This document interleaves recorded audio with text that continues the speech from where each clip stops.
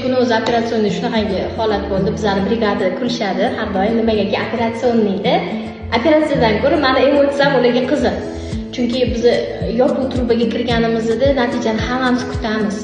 O'sha har bitta daqiqamizga sal uzoqroq vaqt bo'ladi. Birinchi truba ochildiki, ikkinchi truba ochilgandan keyin endi hamma shunaqangi xursand. Operatsiyadan keyin chiqqanimdan keyin qaynona oyisi bu qizimizni turmush o'rtoqlari qarab turishibdi. Chunki yopiq bo'lsa bo'ldi, ekoga ketish kerak edi. Men aytolmayki, bitta narsa aytaymi desam, ha, yaxshi narsa ham bor, yomon narsa bor. Qasdan biri. Yomonida aytdi. Yomonida endometrioz bo'lganiga spayka bo'lgan, trubalar yopilgan, chandiq bo'lgan. O'shaning uchun truba yopib bergan. Yaxshi tarafi birinchidan sabab topildi, ikkinchidan operatsiyada biz trubani ocha oldik. Alloh xizna bilan. Shu narsani o'zi bizga juda ham katta narsa, chunki diagnostikada asosan sabab qidiriladi, topiladi va interoperatsiyon hammasi hal qilishga harakat qilinadi imkoniyat darajada, bilim darajada, o'sha operatsionnidagi brigadani kuchi darajasida. Tushunasizlar? Mana qaranglar, shunaqangi holat bu qizimizni murojaat qildilar, ikkita bachadonlari yopiq.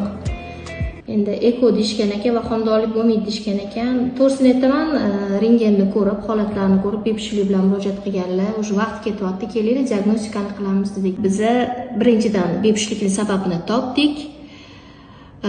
Uni hammasini korreksiya qildik. Endi xudo xolisa natijani kutamiz. 2 yil bo'ldi, farzandsizmiz. Bormagan joyimiz qolmadi. Hamma ginekologlarga borib ko'rdik. Oxiri bitta ginekologimiz aytdilarki, sen de вообще homilador bo'lolmaysan, o'zing turolmaysan, chunki turban yopiq, turban operatsiya qilish ham emas.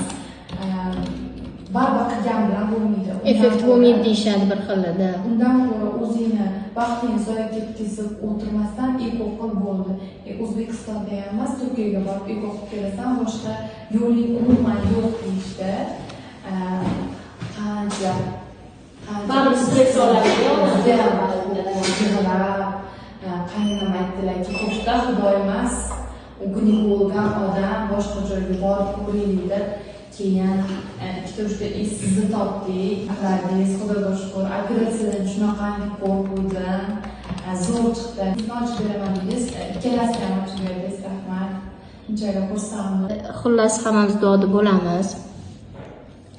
Chunki hamma baribir umid bilan keladi. Endi operatsiya bo'lgandan keyin mas'uliyatni yana ham ko'proq his qilamiz. Natija olishimiz shart. Mashitdan farzandli bo'lib ketishingiz shart. Kelishdingmi?